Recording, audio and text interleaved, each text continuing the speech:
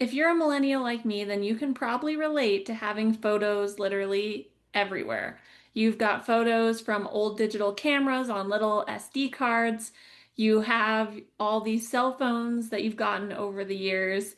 And then you have your cloud storage and anywhere else you're keeping your photos. I'm guessing that they are spread across the galaxy.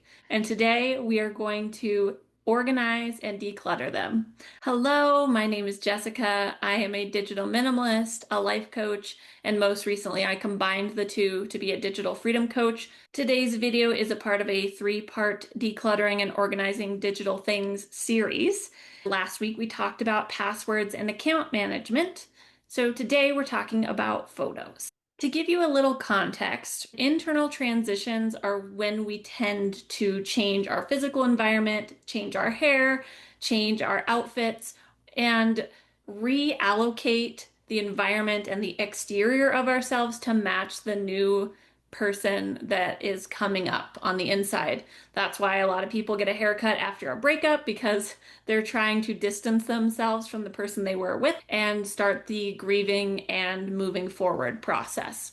There's so many things that in life we don't really think about as transitions where you might cut your hair, you might change your environment, but if you think of it that way, it can be really a relief. So I just want to put that out there at the beginning of this conversation to let you know that if you're getting this urge to change and declutter and organize, then it might have some of these reasons attached to it. And you might have felt weird or out of place, but it's actually a completely normal thing to do. Some other reasons you might be decluttering and organizing your digital space might be that you've received those annoying emails saying that your cloud storage or your Dropbox are full. You might also be overwhelmed with all the different devices and places where your photos are living, and you want to consolidate them. It might be that you're considering closing a social media account like Facebook that has housed a lot of your photos with other people, and you want to compile those in a place that you actually own instead of a place that's owned by somebody else. The first step of this process is to compile all of your photos in one place. For me, I'm going to be removing them all off of my Dropbox because that is an old account. I haven't even looked at those photos in ages. I'm going to pull them onto this local drive, and then I will consider which ones I want to have a digital cloud copy of. So it's going to be like a two-part system. It's going to be a local drive and the most important ones being on a cloud drive.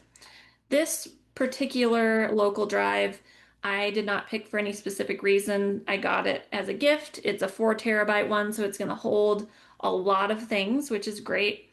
And it's local, which means that it saves a little bit of energy because it won't be plugged in and accessible all the time anywhere.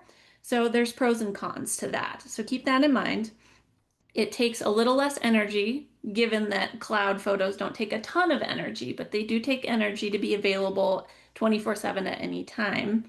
But this is great if there's things like old photos that you don't access very often, that you don't need. You can just take them and put them on here.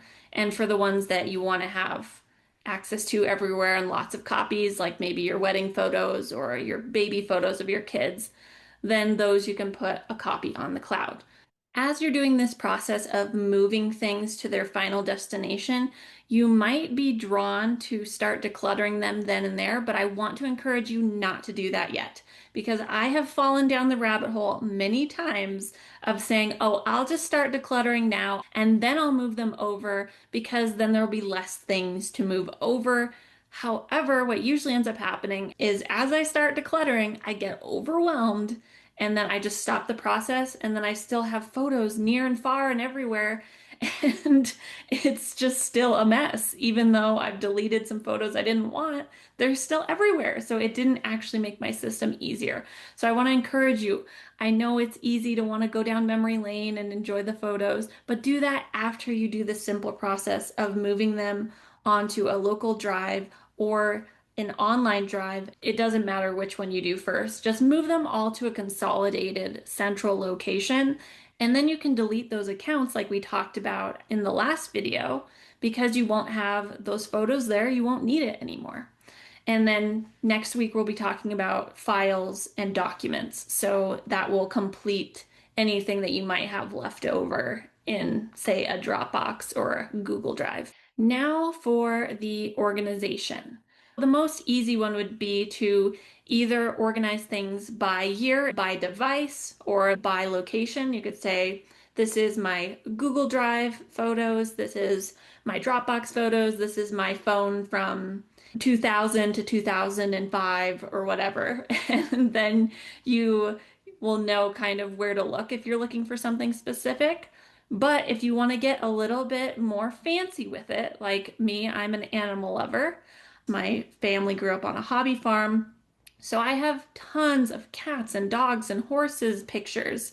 And so I tend to like to organize by people and animals. And then within the animals folder, I have dogs, cats, horses. That's getting a bit more complicated. It's getting a bit more involved. So if you don't want to do something like that, if you've got thousands of photos and you're like, girl, it's a lot to just move them, then keep it simple. Keep it by year or by era or by location. And that's at least a great start. And from there, now we get to do the fun decluttering. I use a framework of social media. Now, I personally don't use social media anymore, but I still know what it was like to post photos on social media. I think about, okay, I've got 5 photos, let's say, of my kid. And if I was going to post one of them, or maybe a couple of them, which ones would it be? I just look for what are the best ones from these options, even if they're all really good. And then I try to delete all except for the ones that I would share. You're going to keep accumulating photos through your whole life. So keeping it simple is going to make your life easier in the future. Another question I like to ask is, does this spark joy? Does it make me happy? If you already have a photo with you and maybe your pet that you absolutely love, why not get rid of the one that you don't love? And you don't have to get rid of all of them. If there's one that you clearly go, I don't love looking at this, get rid of it. And you can always move them to a delete later folder and save them there so that you can come back to them and see in a couple months with fresh eyes, do I actually want to get rid of this or not? If you're thinking, yeah, that sounds great, but I don't have time, then I want to let you know that I completely understand. I have a 9-month-old baby and things get hectic real quick. So I completely understand that. And I'm not doing this all at once. I'm taking it bit by bit, step by step. And that's the great thing about compiling them all into one place is you've taken off a lot of the load by putting them all in one place. You can easily go through them at your own pace and consider how much time it will save your future self if everything is together and easy to get to. Initially, this process might feel difficult, and that's completely normal because it's doing something that you're not used to doing on a daily basis. It can be uncomfortable to delete photos or go through them and not get caught up in the memories. But once you do it, you're going to feel so much lighter and more ease because they're all more organized and easier and intuitive for you to understand and find than if they are all spread out everywhere. And if you opt for doing more of a local drive system, then you're saving some energy by doing that, which is better for the environment. It doesn't make a huge difference, but it does make a difference if you have thousands and thousands of photos. All right, let's recap. First of all, gather all of your photos from all of the places into one location. Before you do any deleting, just make sure they're all in one place or two if you decide to have an online version and a local version. But to start, just pick one place and get them all there. Then consider how you want to organize them. Do you want to organize them by date, by device? Do you want to organize them by what's in the photos, maybe by specific trips? You get to decide whatever feels intuitive and easy for you.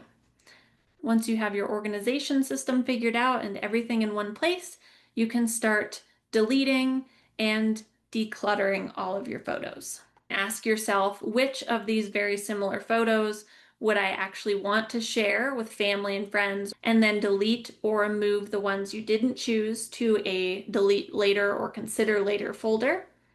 You can also ask yourself, does this photo make me happy? Or is there one that I like better?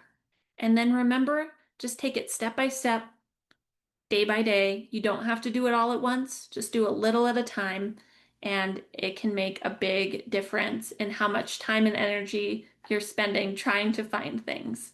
Thank you so much for joining me today. I really appreciated having you. Make sure to stick around next week for the Decluttering Files episode of this three-part series, and I hope to see you there. Take care. Bye.